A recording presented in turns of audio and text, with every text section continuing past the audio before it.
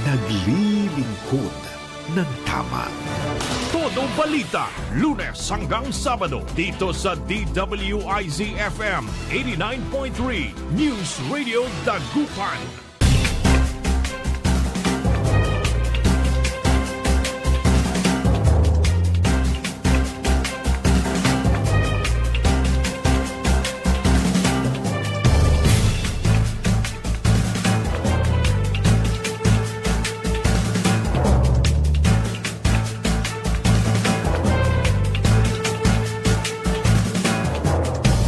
Good morning mga kaibigan. Naimbag na bigat kanyayo amin na po. Araw ng Biyernes, ngayon ay November 14 at oras na ng ating programang Todo Balita at Komentaryo sa DWIZ Dagupan.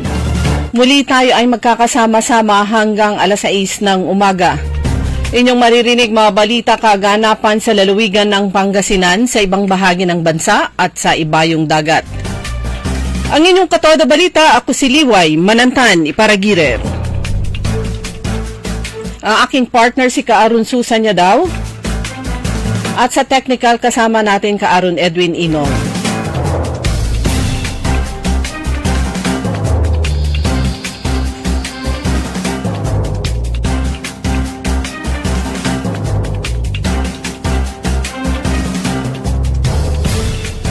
Sa ulo ng mga balita sa Balitang Nasyonal.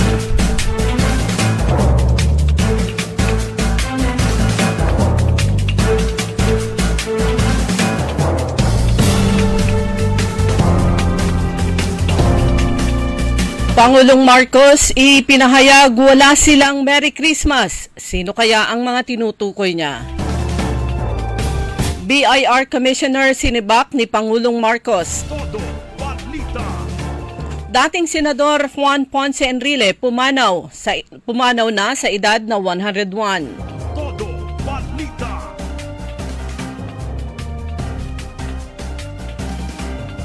Sa balitang lokal,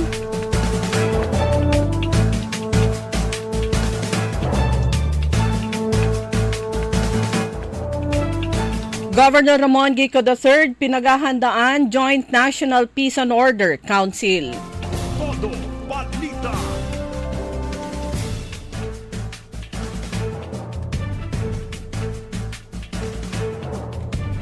Sa balitang pampalakasan, Junmar Fajardo handa nang ipasa ang baton kina Kai at QMB.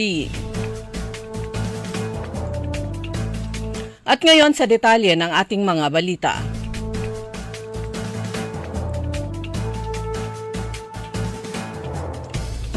Siniguro ni Pangulong Ferdinand Marcos Jr. na makukulong bago magpasko ang mga sangkot sa flood control projects.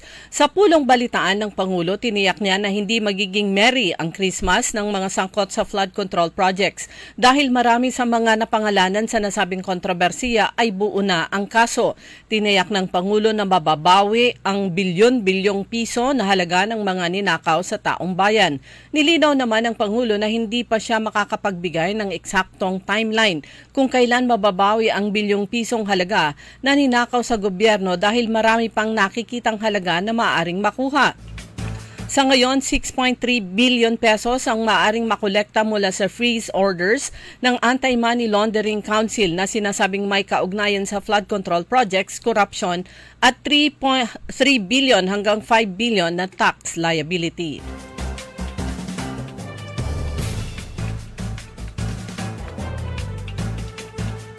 So makabilang buhay na si Chief Presidential Legal Counsel at dating Senate President Juan Ponce Enrile sa edad na 101.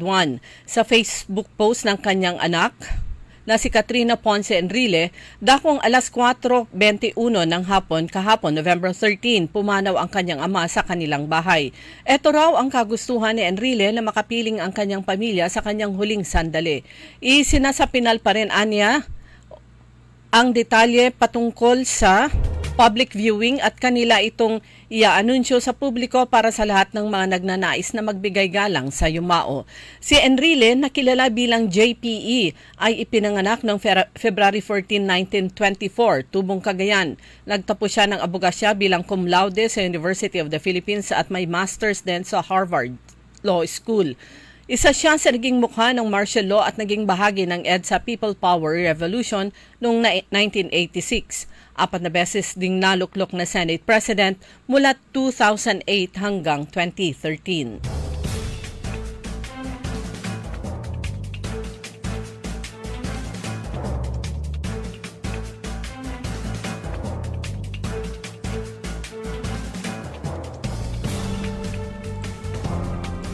Sinibak ni Pangulong Marcos si Bureau of Internal Revenue o BIR Commissioner Romeo Lumagi Jr. Ito ang kinumpirma ni Presidential Communications Office Secretary Dave Gomez. Itinalaga naman ng Pangulo kapalit ni Lumagi si Department of Finance Undersecretary Charlito Rada Mendoza. Ang appointment paper ay nilagdaan nitong November 12, 2025. Wala namang ibinigay na dahilan ang Malacanang kung bakit inalis sa pwesto si Lumagi. Nanumpa na rin kahapon si Mendoza bilang bagong BIR Commissioner kay Pangulong Marcos.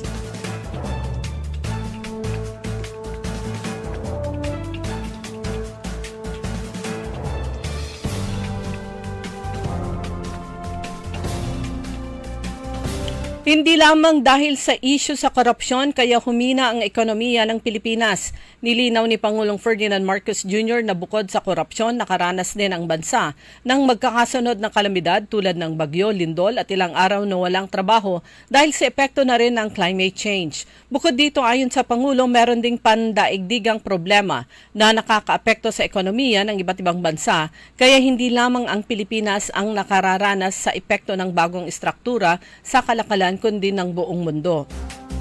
Nag-a-adjust din anya ang gobyerno dahil bumabagsak ang paglago ng pandaigdigang ekonomiya kaya maraming mahakbang na ginagawa ang pamahalaan.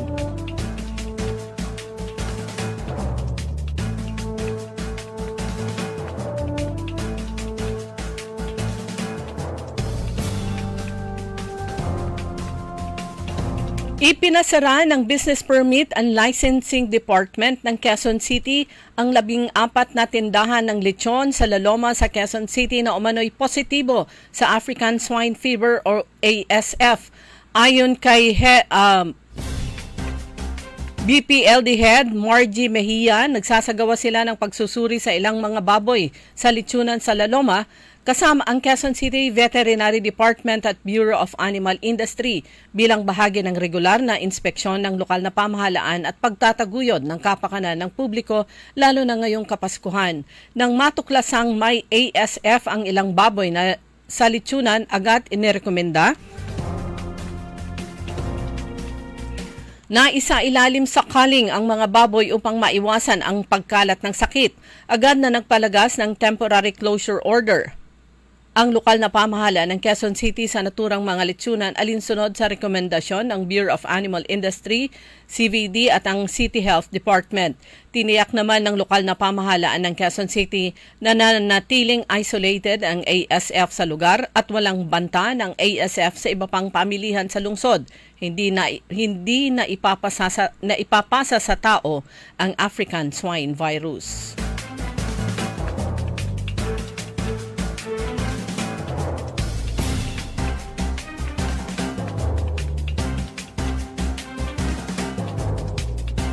Hiniling ni Senator Ronald Bato de la Rosa sa pamamagitan ng kanyang abogado na si Israelito Torion sa Korte Suprema na maglabas ng Temporary Restraining Order o TRO o Writ of Preliminary Injunction laban sa pagpapatupad ng warrant of arrest na posibleng ipinalabas na laban sa kanya ng International Criminal Court o ICC.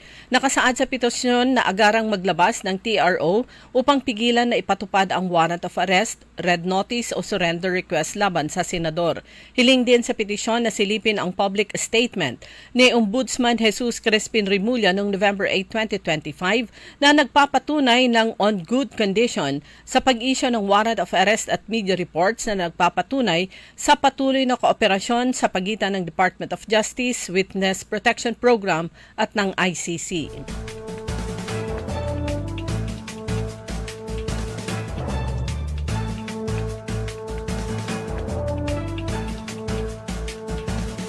Dumako naman tayo sa mga balitang lokal.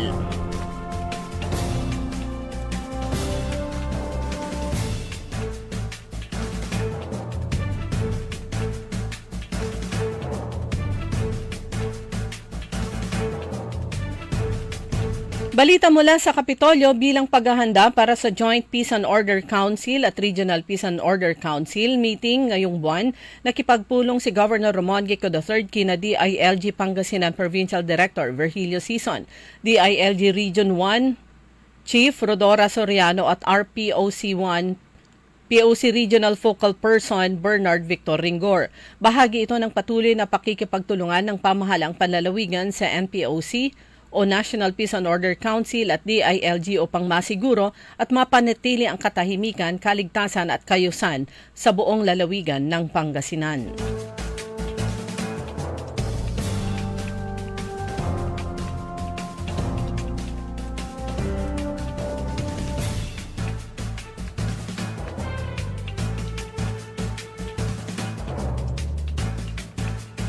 Sa bayan naman ng Bayambang, mga kawani at kagamitan ng munisipyo ipinahiram sa Sinpelco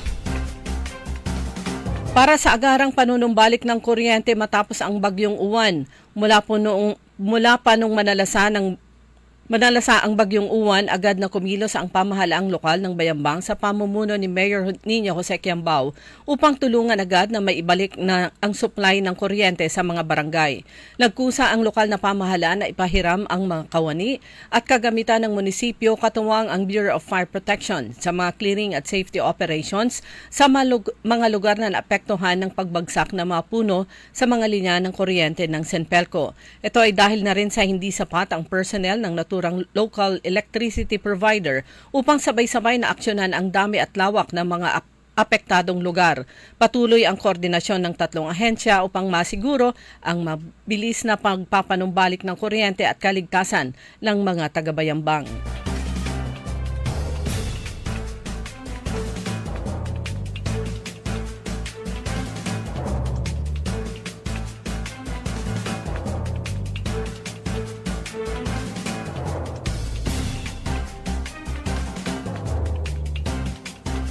Tumako naman tayo sa mga balitang pampalakasan.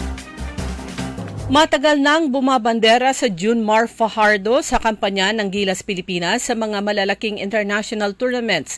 Ilang taon na rin itong natutulungan ang Gilas na makamit ang tagumpay sa mga nakalipas na torneo. At sa edad na 35, handa na si Fajardo na ipasa ang baton sa mga mas batang miyembro ng Gilas Pilipinas upang sila naman ang mabigyan ng sapat na exposure. Partikular na tinukoy ni Fajardo sina Kai Soto at Quintin Millora Brown o QMB. Gayon din sina Dwight Ramos, AJ Edu, Kevin Quiambao at Carl Tamayo na future ng Gilas Pilipinas. Aminado si Fajardo na ilang laro na lamang ito bago tuluyang lisanin ang Gilas Pilipinas.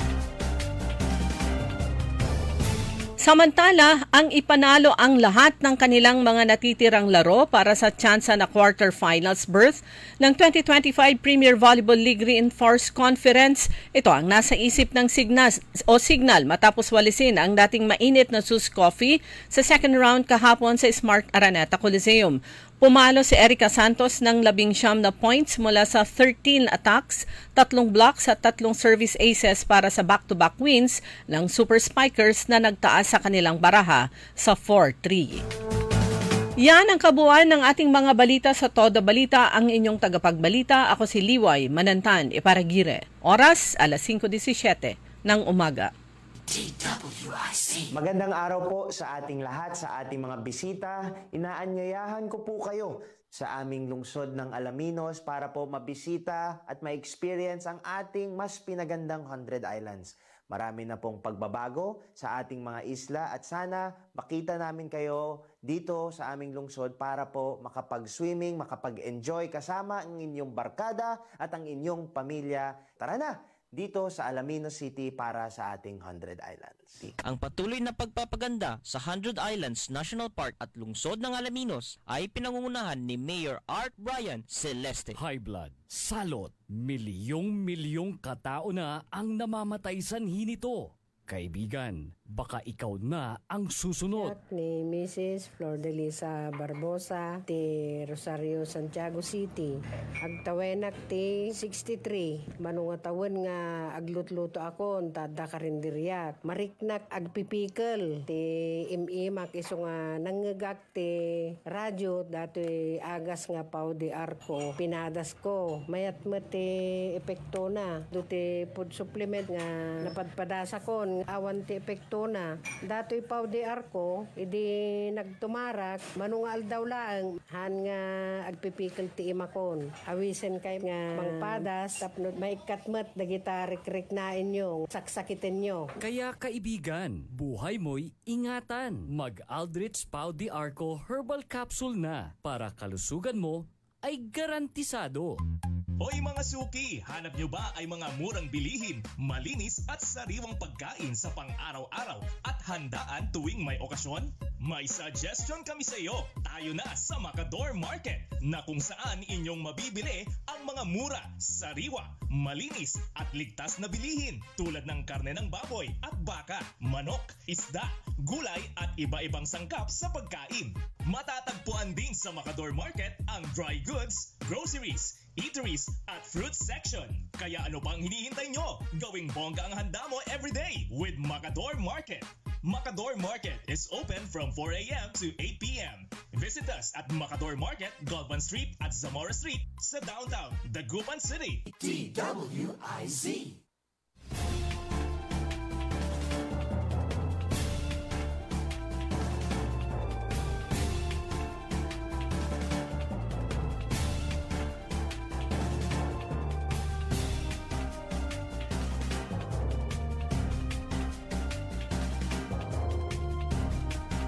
Oras na po natin mga kaibigan, alas 5:20 na po ng umaga at sa pangalawang bahagi ng Todo Balita, kasama nyo pa rin Liway Manantani Paragire.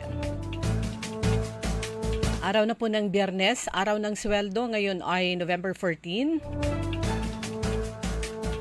Marami pa rin pong mga lokal na pamahalaan ang nag-issue ng executive order na walang pasok pa rin ngayon sa mga paaralan sa kanilang mga areas of responsibility.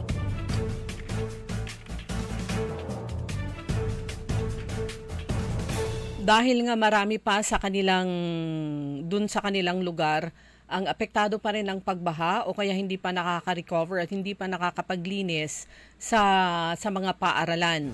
Pero ito yung paalala ng Pangasinan PDRRMO sa mga mangingisda. Ayon po dito sa kanilang Facebook page.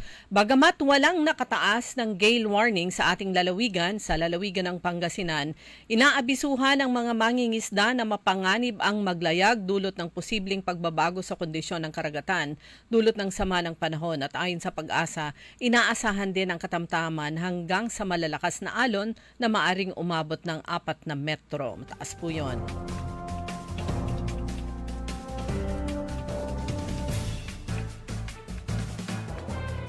Sino sa inyo yung nakaramdam ng lindol kahapon? Hindi ko naramdaman pero ang dami kong nabasa sa post sa Facebook na naramdaman nila. Pero sa Baguio City, magnitude 4 yata o 4 point something. Pero dito, sabi nga ng PDRRMO, nakaramdam ng bahagya o kaya mahinang pagyanig sa ilang bahagi ng lalawigan ng Pangasinan. Parang pinakamalakas doon sa isa na dyan, yung lugar sa Baguio City. Kahapon na mga kaibigan, di po ba holiday, special non-working holiday sa lalawigan ng Pangasinan, commemoration at celebration ng 129th birth anniversary ni the late Speaker Eugenio Perez. Dito sa lungsod ng Dagupan, nakita po natin pumunta ang mga lokal na opisyalis po natin sa pangunguna ni Mayor Belen Fernandez dun sa may Perez Market site. May bust kasi doon si Speaker Eugenio Perez. Merong maliit na park ang Herrero Perez. Ito po ay nasa pagitan ng Barangay Hall ng Herrero Perez at saka ng Philippine Red Cross. Sa bandang likuran naman yung gym at saka yung City Health Office.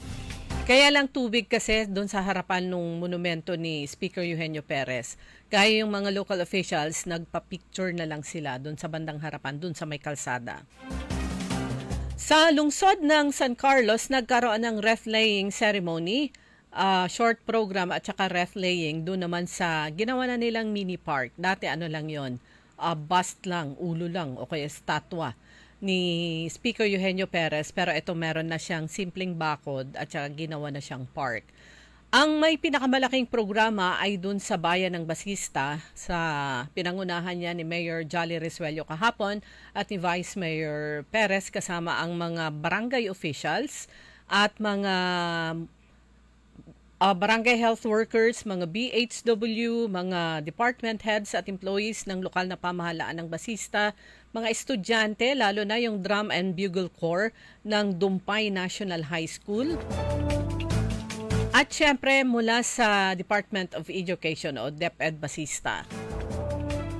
So merong variation ng konti yung ginawa nilang programa kahapon dahil nga mainit at saka yung imbitasyon naririnig ko kahapon ay hindi agad-agad na inilabas dahil nga katatapos lang ng bagyo o kaya ulan-ulan pa.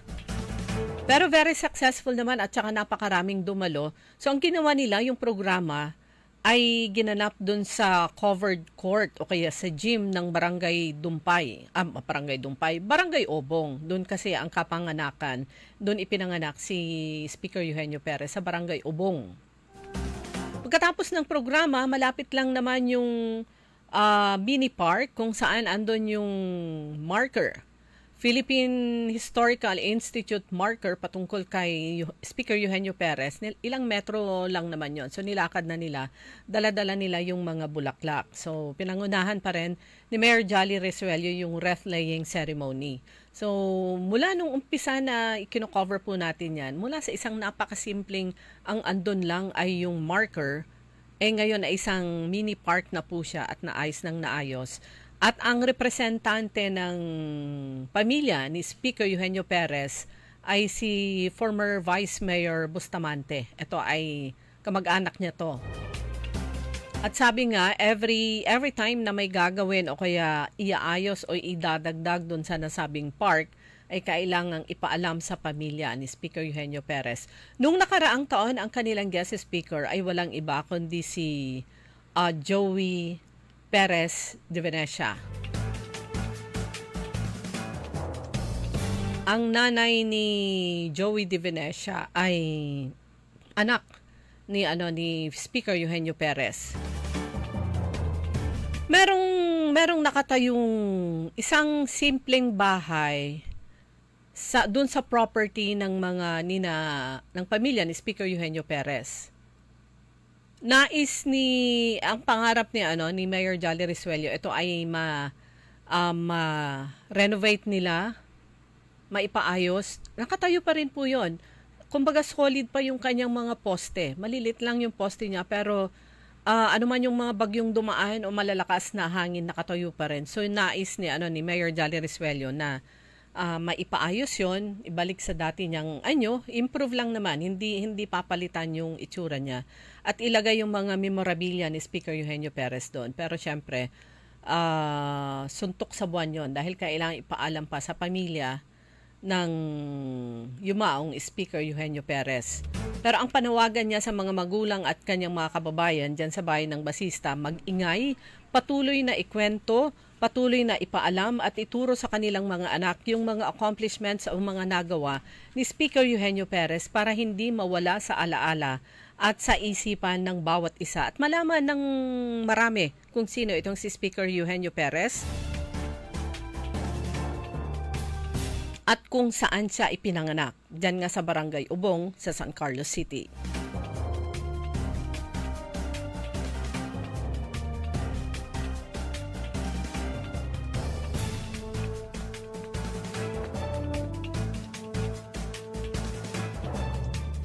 Sa iba't ibang lugar, mga kaibigan, tuloy-tuloy naman ang pagbibigay ng mga relief goods sa mga nasalanta ng bagyo. Pero siyempre yan, hindi sabay-sabay na magagawa. Pero magbe-break muna ako kasi nangating yung lalamunan ko. Oras po, 5:28. That time check was brought to you by ACS Manufacturing Corporation, ISO certified world-class quality. Ladies and gentlemen, the new face of your favorite restaurant in Dagupan City. The original party place in town. The Music Warehouse Club Dagupan City. No need to go to Manila's top bars like Silo and BSK Club. Dagupan has it all. Fully air-conditioned with free entrance, free parking, and restrooms for all. Doors open at 7 p.m. Do well, live well, and dress really well. Find us at Paris Street, Barangay Pogo Chico. Contact us at 075-522-2617. Reserve your tables now. Kaya sabay nating paghandaan ang kinabukasan. Sa Fortune Life, maaasahan mo na patako sa aking pangako. Para sa compulsory insurance coverage for agency-hired migrant workers, Fortune Life Insurance. Securing your tomorrow today. Hoy mga suki, hanap nyo ba ay mga murang bilihin, malinis at sariwang pagkain sa pang-araw-araw at handaan tuwing may okasyon? May suggestion kami sa iyo. Tayo na sa Macador Market na kung saan inyong mabibili ang mga mura, sariwa, malinis at ligtas na bilihin tulad ng karne ng baboy at baka, manok, isda, gulay at iba-ibang sangkap sa pagkain. Matatagpuan din sa Macador Market ang dry goods, groceries, eateries at fruit section. Kaya ano pang hinihintay nyo? Gawing bongga ang handa mo everyday with Macador Market. Macador Market is open from 4 a.m. to 8 p.m. Visit us at Macador Market, Galvan Street at Zamora Street sa downtown Dagupan City. Nagbabalita, naglilingkod sa lahat ng Pilipino. Aliw Broadcasting Corporation. Noon hanggang ngayon, 73 taon sa Dagupan. 89.3 DWIZ. Nagbabalita ng tama, naglilingkod ng tama. DWIZ.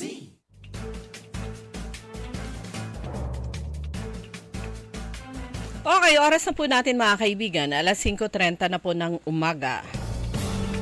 At kasama nyo pa rin Liway Manantani Parangire at si Susan Valdez daw. Ayan, 5:31 na. Congratulations kay Governor Ramon Gico III. Siya po ay inatasan ni Pangulong Ferdinand Marcos Jr. at ni DILG Secretary Juan Victor Rimulya o kay JV Rimulya siya po ay tinalaga bilang chairperson ng Regional Peace and Order Council o ARPOC sa Region 1 para sa taong 2025 hanggang 2028. Sabi po ni Governor Ramon Gico III, maraming salamat po sa tiwala at patuloy po tayong magtulungan para sa kapayapaan at kaunlaran ng Rehiyon 1 ng ating rehiyon. Ayan, chairperson, appointed chairperson si Governor Ramon Gico III, chairperson ng Regional Peace and Order Council, Region 1. Yung sabi ko nga kanina, bago ako inubo-ubo, grabing ano yun, yung bigla ka na lang para kang nakasinghot ng alikabok. Diretso sa lalamunan. Ayan, distribution ng mga relief packs. Nakita po natin dito ang grupo po, si Manay Gina de Venecia, ang congresswoman ng pang-apat na distrito ng Pangasinan. Pumunta na po sila sa barangay Pugaro. Grabe na apektuhan. Ang dami po yung nagsasabi. Ito po kasing barangay Pugaro talagang ano yan, nasa open sea yung kabilang side. Mm-hmm. Yung kabilang side naman nasa fish pens. Yeah, at saka nakita natin yun. No? Nakita naman natin yung situation doon. So yun yung imagine natin kagad nung lumutang. Actually lumutang daw yung mga isda. Ang daming fish pen doon. Sobra ang dami. Actually, ako nalulungkot. The last time na punta natin, kumbaga yung navigational lane ng mga bangka, kumipot na naman dahil lalong dumabi po yung mga fish pens at saka ang lalawak. In fact, dito sa gitna ng Pantal River, ito yung palabas na dun sa may karagatan, ang dami at meron pang bagong kinoconstruct na ang lalapad. At meron pang soon to be constructed. Kasi nandun na sa ganun lang pala, no, lulutang lang yung mga kawayan. Yeah, lulutang ang kawayan, kaya yan ang the best na material para sa balsa. Lamo. Kasi lumulutang siya. Tapos may nakita nga ako ng mga post pagkatapos ng bagyo dito sa gilid ng dike, dyan sa may bunuan sa Bangan. Ang dami, as in ang dami. So, ang dami, sobra. Nakaka-apekto din po yan ng malaki sa flow ng tubig palabas sa karagatan. Kaya nga during the time of Mayor Benji Saplanlim noon, talaga yan yung una niyang tinutukan, yung linisin itong Pantal River, yun, di ba? Parang part Pantal River. Part siya ng Pantal River. So yun yung mga mga issue doon, paglilinis ng maski nung pagkatapos niya at pumalit si Mayor Belen, ang alam natin itinuloy din naman yung paglilinis nga diyan sa Pantal River, diyan sa Makailugan diyan. Pero nagulat na lang tayo from dito makikita. Sobra. Dati wala kang makikita kung nandito ka lang sa highway. Ang makikita mo lang yung andun sa banda roon, halos malayo. tapat na ng Salapingaw, pero iilan lang. Ito yung maliliit lang, tapos may bahay kubo na pinaglalagyan nila ng mga feeds, maliliit lang. Pero ngayon, sobra yung dami at saka ang lalapad. Subdivision. At saka parang very aggressive sila sa pagpapatayo ng mga fish pens. Ang problema dyan, napakahirap, sabi nga, ng mga nasa City Agriculture Office, yung mga in charge, napakahirap bunutin yung mga kawayan na naipatayo na. Napakahirap. Sige, dahil sa alon, syempre lalong tumitigas yung paligid nito at lalong lumalalim. Samantalang, pag ibabaon naman nila, mas madali. So, napakarami. So, yun nga, back to the distribution. So, napunta na sina Congresswoman Manay Gina de Venecia sa Barangay Pugaro at pumunta na rin sila sa Bunuan, Binloc at sa iba pang lugar. Kahapon naman, yung mga kabarangay ko sa Mayombo, meron yung ilang mga nakatanggap na rin ng relief packs, I think mula sa city government naman. Pero ito yung mga DSWD na mga packages. Nag-ano din ang Pinoy Workers Party List sa pamamagitan ni Board Member Raul Sabangan, ang Pangulo ng Liga ng mga Barangay Pangasinan Chapter, na mahagi rin daw sila ng food assistance sa pakikipagtulungan naman ng lokal na pamahalaan naman ng Bayangbang noong 11 sa Pavilion 1 Prayer Park. So may 325 na benepisyaryo ang nakatanggap ng 10,000. Ito yung mula sa bawat isa. National government. Na eksklusibo inilaan para sa mga miyembro ng kooperatiba, ng mga jeepney driver at minibus driver, mga conductor at operator sa bayan. Ito yung parang ito yung masarap tanggapin marami-rami. One time, big time. Kasi iba talaga pinipilahan kahit 500. 300 pinipilahan. Syempre naman. Kasi naman, hindi ka naman makakapulot ng ganung halaga. Hihilata ka maghapon, wala kang magagawa. Wala kang makikitang 300. Oo, kahit 300 na bayabas, walang mahuhulog kay nakahigang wantaman. Oo, so talagang pinipilahan nyo. Ito, malaki to kahit na maghapon ka dyan na pumila. Iba pag pumipila na nga, nagrereklamo pa Oo, pag ganyang kasama kayo sa listahan at andun na kayo sa pila, wag na kayong reklamo. Kung maghapong andun kayo nag-aantay, blessed pa rin kayo kasi nga kahit maghapon kang lakad ng lakad sa labas, wala namang babagsak na. Kasi blessed sila dahil sila nakapila doon, nag-aantay ng ayuda. Yung iba, naiinggit sa kanila na nakapila sila doon. So, ang laking bagay na na dapat nila ipasalamat. Wag na silang magreklamo. Pero kung laan naman talaga para sa kanila, wag din naman silang hintayin ng napakatagal din naman na yung wala na rin sa lugar yung pagpapahintay sa kanila. Pero sabi ng isang nakausap ko kahapon dyan sa Mayombo, in fairness, sabi niya, matintino sa pila, walang nagsisiksikan, at saka mabilis. Ganoon naman dapat, kung kasama kayo sa listahan, o kaya meron kayong stub, kailangan lang naman pumila eh. Huwag na kayong magsiksikan. Kayo meron kayong stub eh. Meron ka na kayong pang-claim. Kumbaga, in na kayo. True. Huwag na sila mag-unahan, di sila maubusan. Correct. Ayan, yung iba naman kasi nagmamadali rin sigurong makauwi. Pero, kung gusto nilang maaga makauwi, maaga sila pumunta. Para mauna sila sa pila. Kasi kahit maaga naman sila kung late mag-umpisa. Kung para maaga kayong pumunta, ang kayo maingungot, so kailangan. True. Huwag nyo nang mareklamo rin. Mareklamo kayo, babaybayag. Gawin pala 10,000 na batan. Sa pagkila. Ay, nako. Pero balikan natin yung mga bangus na nalugi. Yung kaibigan natin. Good morning, Madam Rose. Good morning, Madam Rose. Manakis. Hindi manakis. Ang pag sinabi mo kasing manakis, hindi literal na umiiyak. Yan. Kasi umiiyak yung kanyang puso. Yung kanyang fish pond. Affected din. Manakis. Nung nandun daw siya sa nandun siya sa booking ko lang niya duwari abong to. Nung nasa Urdaneta siya, labay ito nung sumpat abong to kasi nga bunuan nga eh. So yung possibility nga na yan, nadulap. Pero sabi niya, awan ng Diyos, sabi niya, wala namang nangyari. Aga ko nadulap, di man si Kara.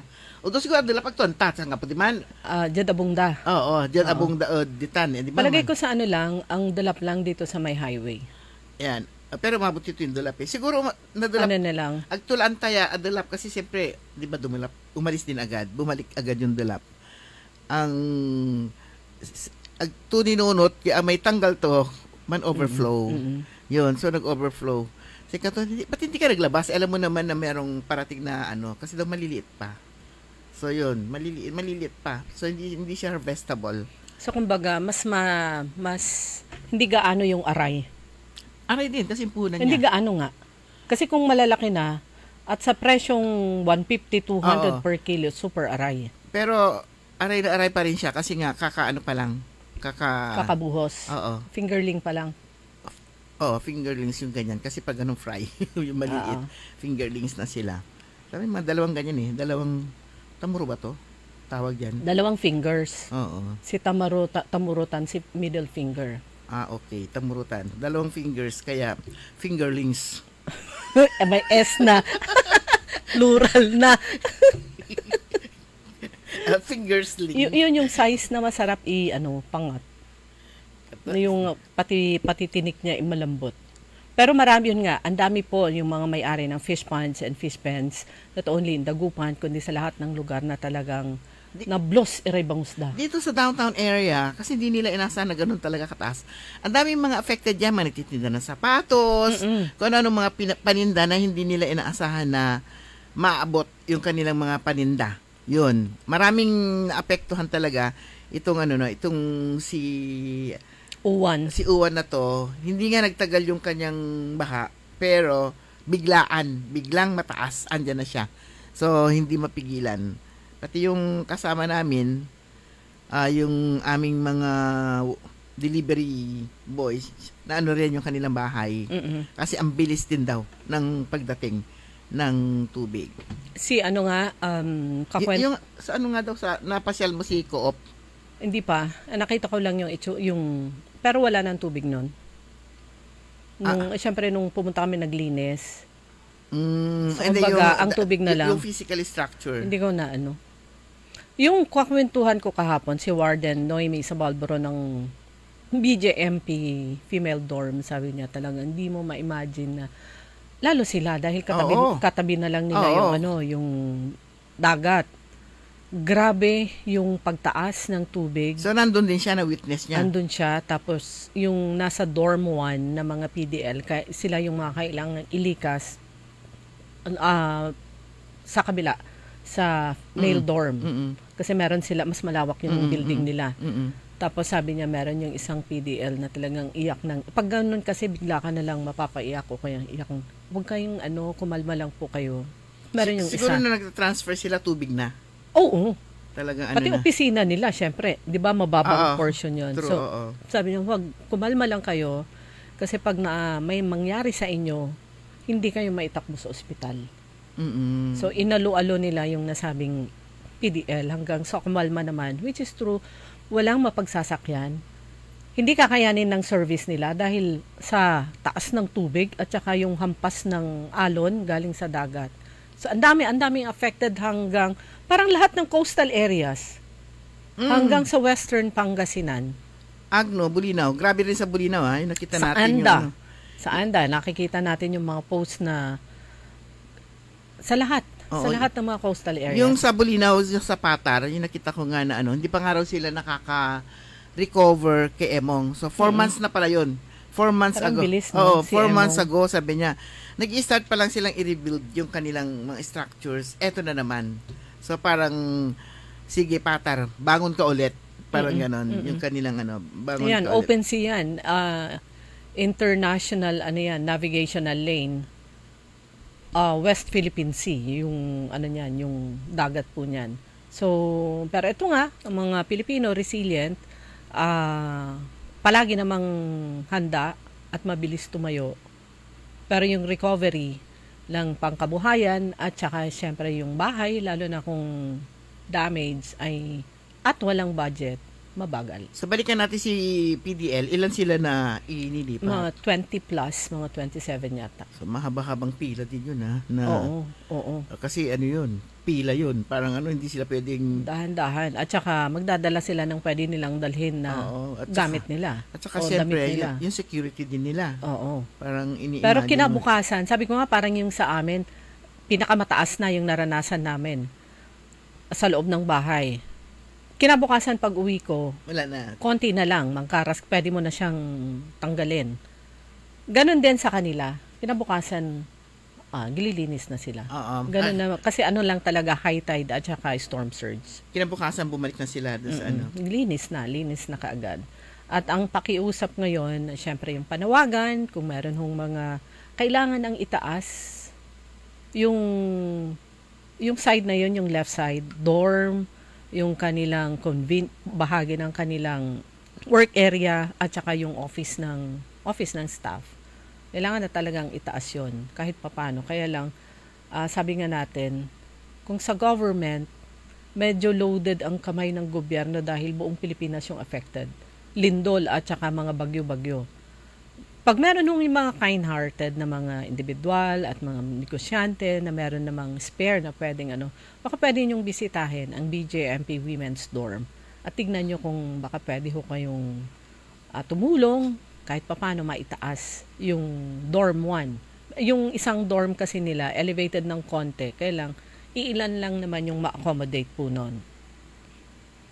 So, ganun din, pare-pareho po yung kwento na nababasa po natin sa Facebook, ang opisina ng Philippine Veterans Office, Pangasinan Field Office, ayan na sila po ay naglilinis at naayos yung kanilang mga gamit at ang sabi nga po hindi pa pwedeng pumunta ang mga clients nila sa opisina kasi nag-aayos pa lang sila, kailangan makikita po natin yung mga binibilad ng mga files, ganun din sa Pangasinan State University, umabot din sa kanila yung yung tubig, binaha din yung may mga classrooms, may mga offices.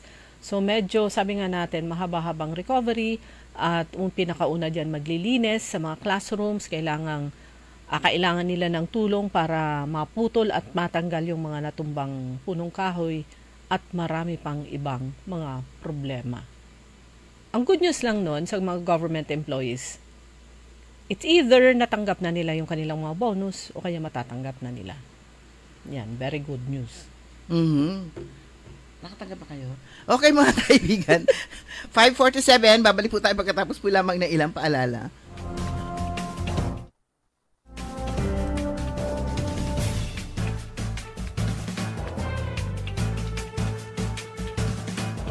Nakikita pa ba ang pagmamano sa mga Pilipino ngayon, lalo na sa mga kabataan ngayon? Meron siguro, pero yung iba, inuutusan pa. Huwag sanang mawala ang tradisyong ito na nagpapakita ng paggalang sa nakatatanda. Atin ito, Pinoy ito. Kapag nakakita ng kabataan, paalalahanan at tanungin, nagmano ka na ba?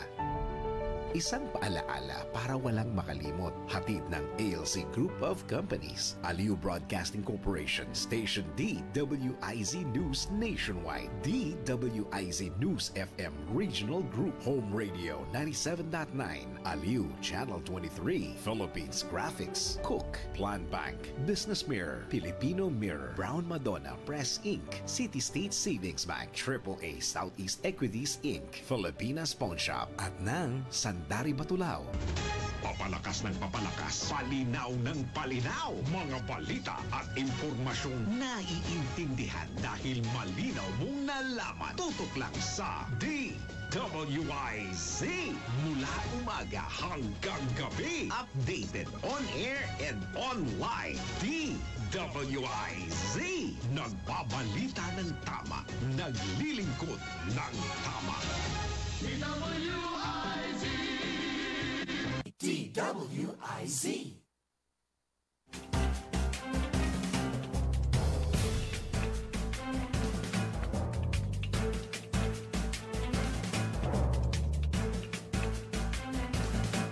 Okay, meron na lang 11 minuto bago mag-alas 6 ng umaga. Ayan, sa Bayang Christmas Bazaar 2025 is coming soon. So, makisero tayo sa darating na Christmas Bazaar. Gaganapin nga to sa Center Plaza, Bayambang, Pangasinan. Handog ito ng LGU Bayambang para sa mas masaya at makulay na Pasko. So, available slots. Ayan na. Available slots. Food stalls, 6 slots only. Non-food stalls, 9 slots only. So, 15 slots lang yon. So, limited slots lang. Grab yours now. Yung mga negosyante to, na sila. Makiugnayan na sila para makakuha sila ng slots kasi kokonti lang talaga. So ito na masaya to kahit saan di ba? Yung mga food stalls kasi pagkatapos mong mamasyal sa mga sa mga bazar-bazar. Mga ikot-ikot. Mga pailaw-ilaw ganyan, naksawang ka. Narasang ka, makakainom ka. Yun nilang kalabat kahit na saang na yan. Wala nang arte-artehan yan. Kahit na mas masarap yan yung mga tusok-tusok. At saka mas mura. Yung mga street foods. Ayan, sa Bugal yun nga, yan dami daw. Buhay na buhay din ang doon. Buhay na buhay doon ang negosyo. Yan, maraming mga street foods. Ihaw-ihaw. Yan, tsaka siyempre yung mga kwek, yung mga mabili, di ba? Yung mga mura, yung liver. Mura ka mo, pero 2020, di ba? 10-10. Parang parang jukebox. Ang bilis lang, Di mo na mamalayan. Mga siomay. Nakakadami ka na. Lalo na kung marami-rami yung tinda nila, di ba? Tusok ka ng tusok. Dati, noon, pag yung mga fishball, mga hotdog, yung nagtitinda ang tutusok. Ngayon, andyan na yung pantusok. Bilangin mo na lang. Palagay ko maraming yun.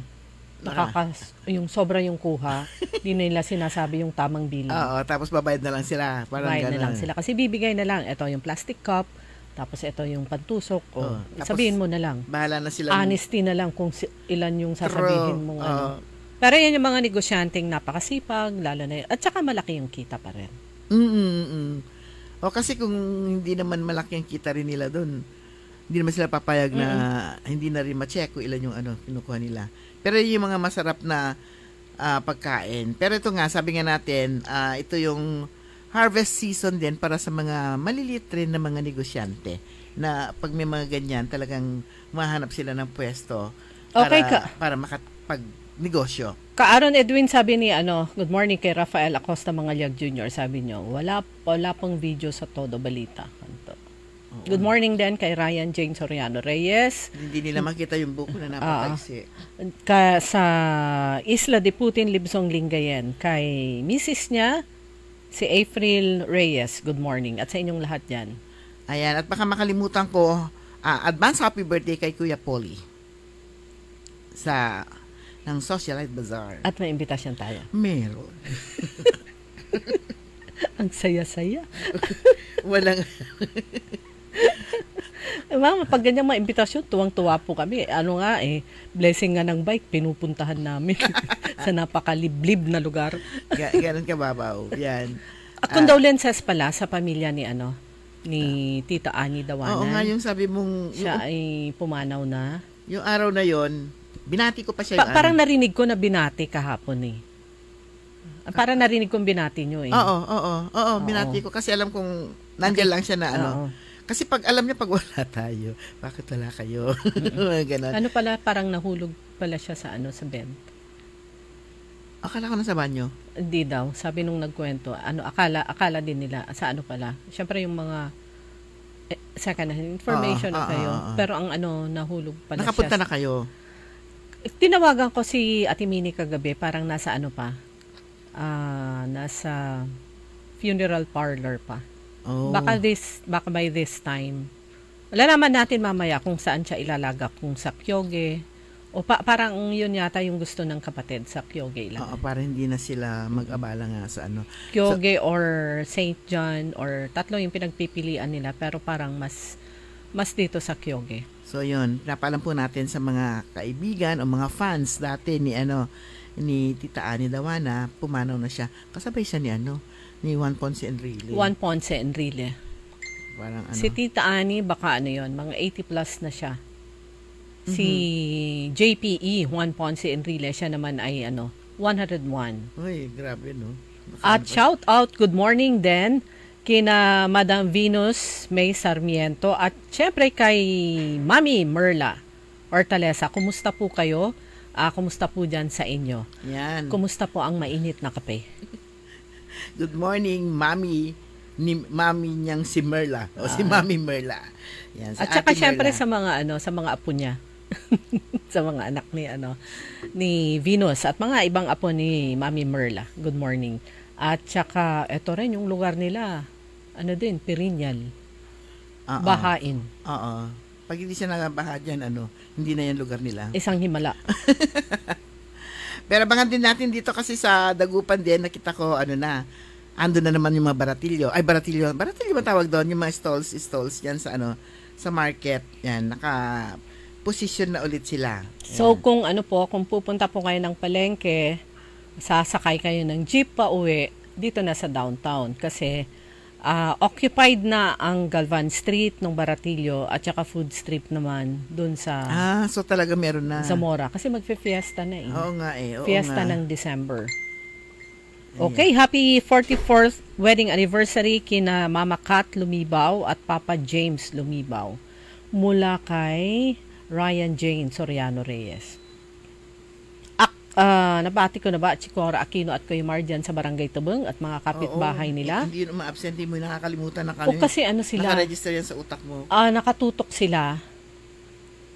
Alam nila kung hanggang gabi, hindi na nililipat yung radyo.